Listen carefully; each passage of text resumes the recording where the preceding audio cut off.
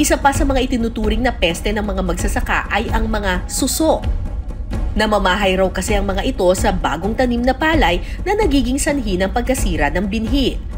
Kasi kadalasan kapag dumadami, dahil sa dami, sa lawak na nandun sila sa ibaba, kumakapit na sila doon sa, sa pinaka-trunk o sa pinaka-puno ng palay.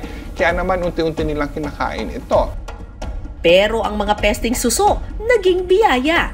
Naisipan kasi nila itong ibenta at iluto at gawing perfect na pulutan.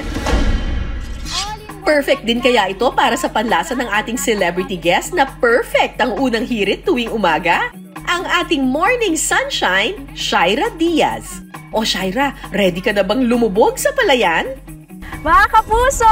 Kamusta po kayo? Nako, eto, nandito po ako ngayon sa isang palayan dito sa Balagtas, Bulacan para manguha ng mga suso na talaga namang sikat daw dito at ginagawa daw itong pulutan. Ate Luisa, so eto sila, yung mga suso na to.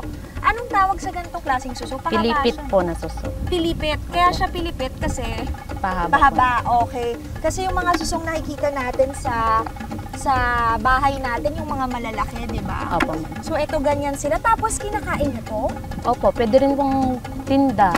Paninda. Okay. Talaga? Opo, ma'am. Anong klaseng luto ba? Diyos ko, na-stuck na ako dito. Oh my goodness, mahirap pala to, no? Talagang yung paa mo, lulubog ka. Ito. So marami dito. Ayan, mga buhay pa, oh. Opo, ma'am. Buhay talaga siya. Matagal na po. Parang tradisyon nyo na yun Opo. dito sa lugar ninyo. Opo, sa bukid. Ang susong pilipit o Hagora asperata ay isang freshwater snail na may kulay itim at pahabang shell. Karaniwan itong makikita sa mga ilog, creek at irigasyon gaya ng makikita sa Bulacan. Ito, parang may nakita ako. Parang kumpol to ng pilipit.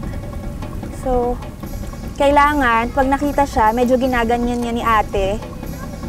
Ito, madami pa, oh. So, parang ang technique din, kakapain mo lang, no? Opo, ma'am. Pero dapat matulis yung mata mo, no? Kasi, minsan nat-coveran sila ng putik. So, ay, ang dami, ha? In fairness. Kalat-kalat sila, no? Ayan, ito, kung nakita ko. Ito. Masakit din siya sa likod, no? Aba, parang nagtatanim ka rin. Ito. Pero parang nakakatakot din kasi dahil hindi mo siya nakikita, dahil maitim yung tubig, baka mamaya kung anong madampot mo dito. Pero ayan, palakasan na lang din ang loob. Kaya naman lolong dito. Ayan, tingnan nyo, ang dami naming nakuhang pilipit. May ilang kuhol. Yan, tinulungan ako ni Ate Luisa. Tikman natin tong pilipit. Susong pilipit.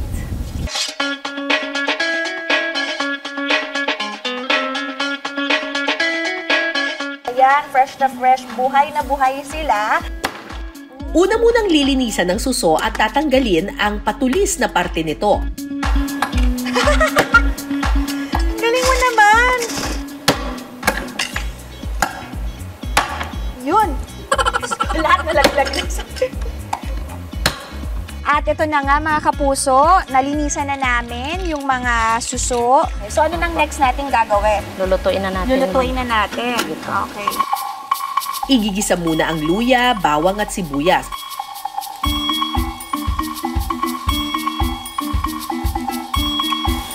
Kunyari, maroon magluto. Uy, pero kaya ko naman. Hindi ko lang kaya yung mga sabaw. Ayan. Pa-brownish muna natin siya. Sana matikman to ni Ma'am Cara, no? Ma'am Cara, gagalingan ko po. Para po sa inyo itong lulutuin namin. Ginataang pilipit. Kapag nag-brown na ang bawang, pwede nang ihalo ang kalabasa. Sunod namang ilalagay ang gata. Tayin po natin hanggang kumulo. Hanggang kumulo daw para din lumambot yung ating kalabasa, no? Opo, ma'am. Okay. Tayo natin kumulo yan.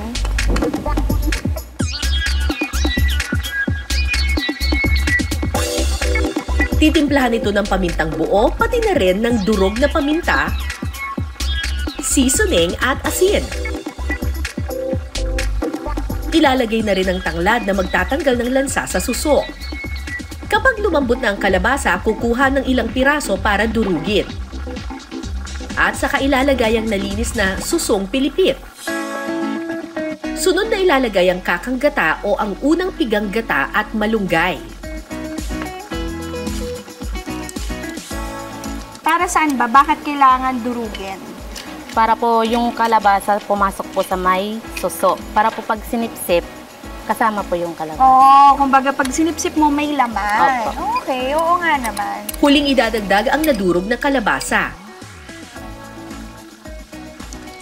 Hihintayin lang kumulo, maya-maya pa, luto na ang ating ginataang susong pilipit.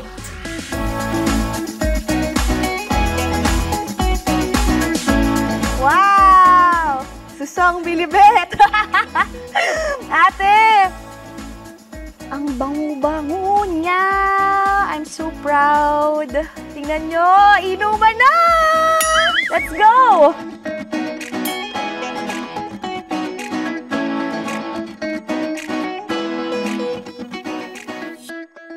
Yan, mainit-init pa. Tingnan natin!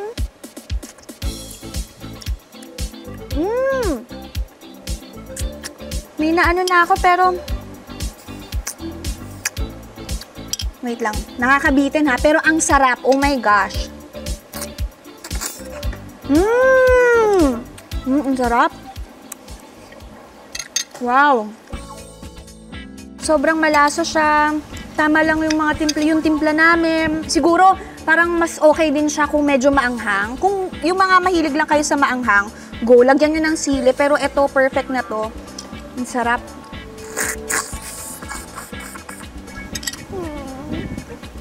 Magutom kayo.